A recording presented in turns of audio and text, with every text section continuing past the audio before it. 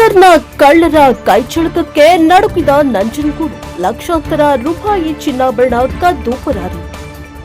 ನಂಜನಗೂಡು ಪಟ್ಟಣದಲ್ಲಿ ಕೆಂಪೇಗೌಡ ಬಡಾವಣೆಯಲ್ಲಿರುವಂತಹ ಅಡುಗೆ ಮನೆಯ ಕಿಟಕಿಯ ಕಬ್ಬಿಣದ ಸರಳನ್ನೇ ಕತ್ತರಿಸಿ ಚಿನ್ನಾಭರಣವನ್ನ ದೋಚಿ ಪರಾರಿಯಾಗಿರುವ ಘಟನೆ ನಡೆದಿದೆ. ಮನೆಯಲ್ಲಿ ಯಾರೂ ಇಲ್ಲದ ವೇಳೆಯನ್ನ ನೋಡಿಕೊಂಡು ಸುಮಾರು ರಾತ್ರಿ 8 ಗಂಟೆಯ ಸಮಯದಲ್ಲಿ ಸಾರ್ವಜನಿಕರು ಓಡಾಡುವ ವೇಳೆಯಲ್ಲಿ ಇಂತಹ ಒಂದು ದುರ್ಘಟನೆ ನಡೆದಿದೆ. ಆದರೆ ಎಂತಹ ವಿಪರ್ಯಾಸ! ಜೀವಕ್ಕೆ ಹಾನಿಯಾಗಿದ್ರೆ ಯಾರು ಹೊಣೆ? ಮನೆಯ ಕಿಟಕಿಯ ಕಬ್ಬಿಣದ 3 ಸರಳನ್ನ ಕತ್ತರಿಸಿ ಒಳಹೊಕ್ಕ ಕಳ್ಳರು ಮನೆಗೆ ನುಗ್ಗಿ ಲಕ್ಷಾಂತರ ರೂಪಾಯಿ ಚಿನ್ನಾಭರಣವನ್ನ ಕದ್ದು ಪರಾರಿಯಾಗಿದ್ದಾರೆ.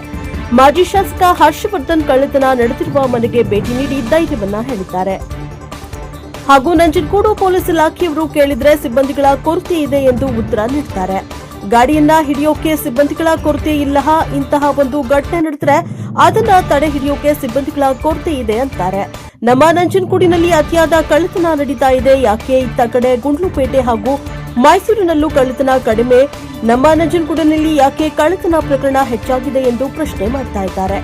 ಇನ್ನು 3 ದಿನದಲ್ಲಿ ಕಳ್ಳರನ್ನ ಪತ್ತೆ ಹಚ್ಚಿ ಬಂಧಿಸಬೇಕು, ಇಲ್ಲವಾದ್ರೆ ಪ್ರತಿಭಟನೆ ಮಾಡಬೇಕಾಗುತ್ತೆ ಎಂದು ಎಚ್ಚರಿಕೆಯನ್ನ ನೀಡಿದ್ದಾರೆ. ನಗರ ಪೊಲೀಸ್ ಠಾಣೆಯಲ್ಲಿ ದೂರು ದಾಖಲಾಗಿದೆ.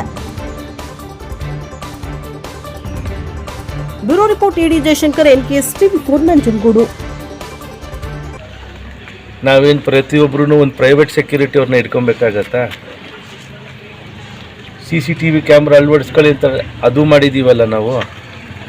ಇನ್ನೇನು ನಾಯಿ ಸಾಕೊಂಡಿರೋಕ್ಕಾಗತ್ತಾ ಇಲ್ಲಿ? ಅಥವಾ ನೀವೇನಾರು ಗನ್ ಲೈಸೆನ್ಸ್ ಏನಾರು ಕೊಡೋಂಗಿದ್ದೀರಾ ಅದನ್ನಾರೋ ಮಾಡಿಬಿಡಿ ಅಲ್ಲಿ.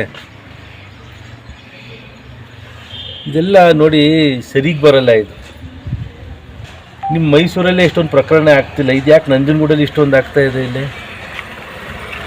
ಗುಂಡ್ಲುಪೇಟೆಯಲ್ಲಿ ಅಷ್ಟೊಂದು ಆಗ್ತಾ ಇಲ್ಲಪ್ಪ ನಾನು ಕೇಳ್ಪಟ್ಟಂಗೆ. ನಂಜನಗೂಡ ಏನಕ್ಕೆ? ಏನಾರು ಶಾಮೀಲಾಗಿದ್ದಾರೆ ಈ ಕಡೆ ಪೊಲೀಸವರು ಮತ್ತು ಇವರು? ಯಾಕಂದರೆ ಇದೆಲ್ಲ ನೋಡಿದ್ರೆ ಎಲ್ಲ ವೈಫಲ್ಯತೆಗಳು ನೋಡಿ ಆಮೇಲೆ ಯಾವ ಕೇಸ್ ಸಾಲ್ವ್ ಮಾಡಿದ್ದಾರೆ ಇವರು? ಇವತ್ತವರೆಗೆ ಯಾವ ಕೇಸ್ ಸಾಲ್ವ್ ಮಾಡಿದ್ದಾರೆ?